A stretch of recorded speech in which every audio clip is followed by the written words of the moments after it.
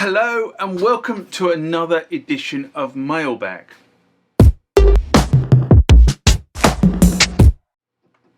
What is Mailbag? Well, Mailbag is a feature of the channel where you guys leave lots of comments on the channel and I attempt to answer those comments, or if I can't answer those comments, I throw it out to you guys who have more knowledge on some of this stuff than I do. So let's get into the first mailbag of this session. Remember, like, comment, subscribe to the channel.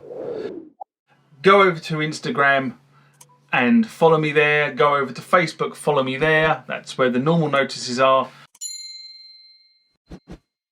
And consider becoming a Patreon.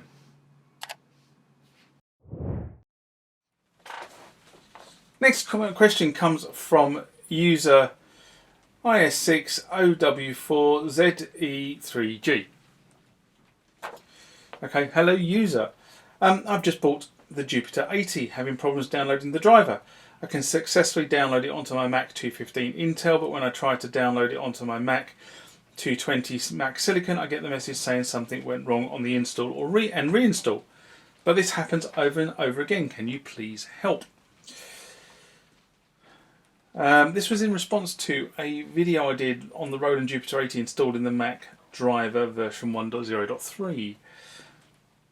Unfortunately, I think you are falling victim to the Roland policy that once they discontinue a product, all support ceases. The drivers would have been written for the Intel platform, not the Apple Silicon platform, so that's the first issue you've got. And you haven't stated whether you're trying to install, you have installed Rosetta on your new Mac. I would imagine that would be a prerequisite for this particular thing.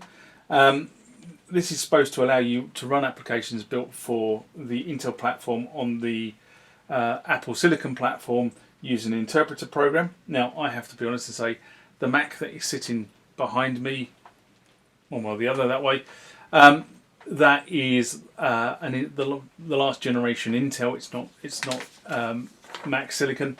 It's not a RISC chip, so I can't tell you it works or it doesn't work. But what I do know is that the Roland Jupiter-80 driver would not have been updated for Mac Silicon. That's one thing that's definitely, and I suspect that is what is stopping the driver from being loaded. Sorry about that one, but that's Roland's policy. I think the policy stinks, but that is their policy. Next comment or question comes from DV Amateur,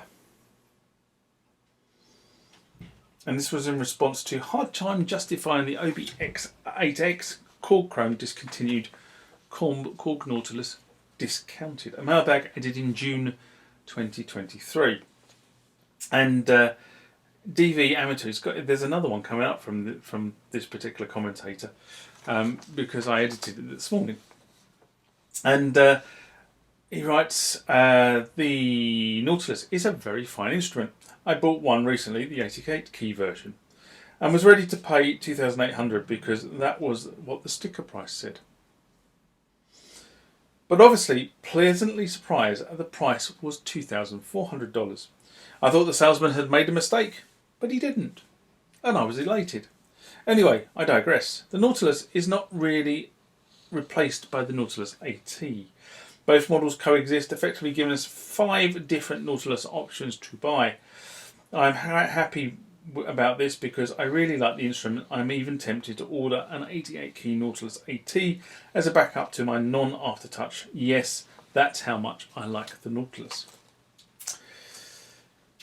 Now, I think people have kind of got me a bit wrong when I've commented about the Nautilus. So I am going to set the record straight probably several times over the next several mailbag sessions.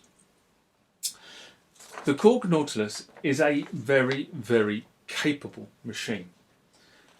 In fact, it is more than very, very capable. Okay, and I think it is a really great instrument, I have to be honest.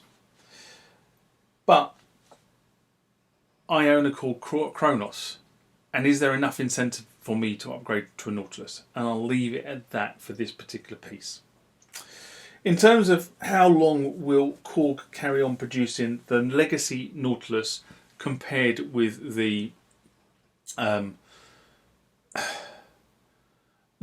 new AT versions, and bearing in mind they're only doing 2 AT versions as opposed to 3 of the legacy. I do think in the short term there will be 5 models available, and those 5 models will see the non-aftertouch versions discounted to get the stock out of the warehouse, and once the stock is gone, the non-AT version, I believe, will stop being sold. That's what I think, and I think the model range will then reduce down to 2 models, which would be the 2 AT versions. I'm also very interested in the fact that they have dropped the 76 key version, so you either got the 88 or you got the 61. Very interested by that. It might be to do with parts shortages, and I know that a number of manufacturers have said numerous instances that they've been struggling to get parts, and had to redesign circuit boards that they designed during and post-COVID, because certain parts that they built into those designs are now no longer available and are not going to be manufactured again. They've now, the chip manufacturers, the component manufacturers have decided to sort of rationalise their ranges and cut back on stuff that didn't sell particularly well. And if your design incorporated one of those components, well, you've got to go back to the drawing board, take a component out, put a new component in, and then work out all the ramifications that has. So I really do think we need to see how the landscape is going to pan out. I also think the other thing that's really going to be really interesting is what does the new Montage bring to the landscape in terms of where does this now compete with the Phantom, Nautilus and Montage.